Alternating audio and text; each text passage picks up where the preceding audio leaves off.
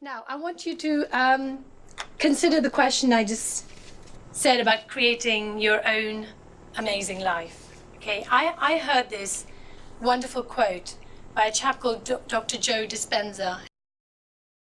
He says, the best way to predict your future is to create it. Not from the known, but from the unknown. Now, if any one of you here are economists or your job is to forecast things, then that rule is not going to work for you to do your job well. You can't just create a future. But if you can do that for yourself, it may determine whether you are in fact in the right job. Because here's the thing. Think about a jigsaw puzzle. If you've got two groups, two cohorts of people, there's group A and there's group B.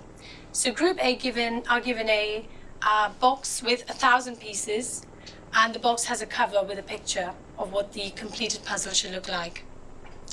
Group B are given the same puzzle, but they don't get given the box with the picture. So both have 1,000 pieces to put together. Which group, A or B, do you think is going to do it faster?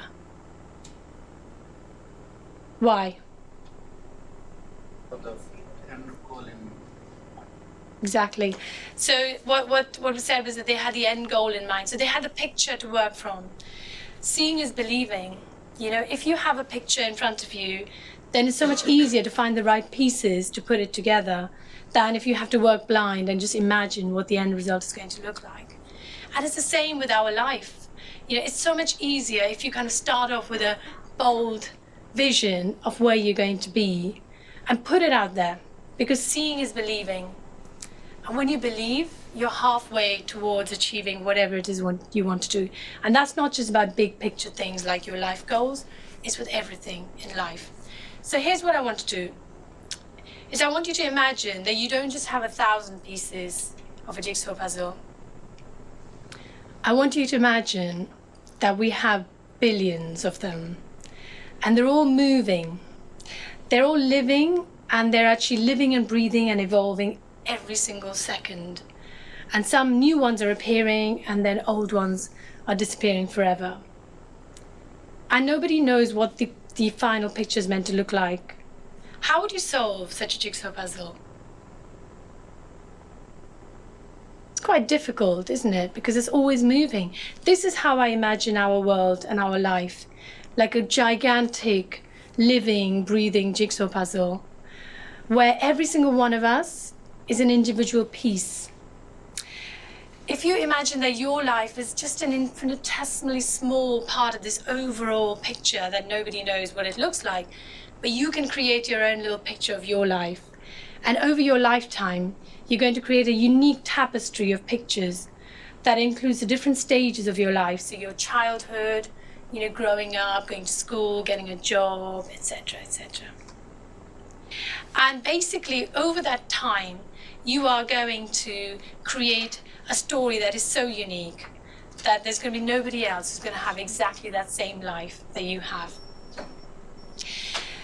On that journey, and when you create that picture for yourself, you know, you can either sit there passively and wait for other people to come and make decisions for you, to give you the answers, to tell you who you should be with, or where you should go, or you can take control of your own journey.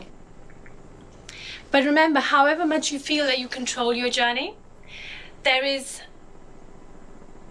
no way that you can have a picture with just one piece. So you cannot alone create your life's picture. You need others in that picture. You need others with you on that journey.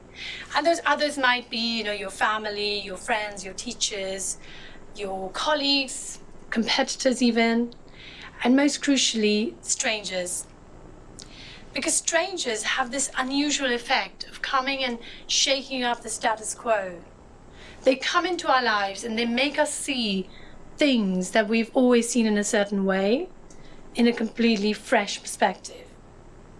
And actually, it's through strangers that we can actually make some of our greatest breakthroughs.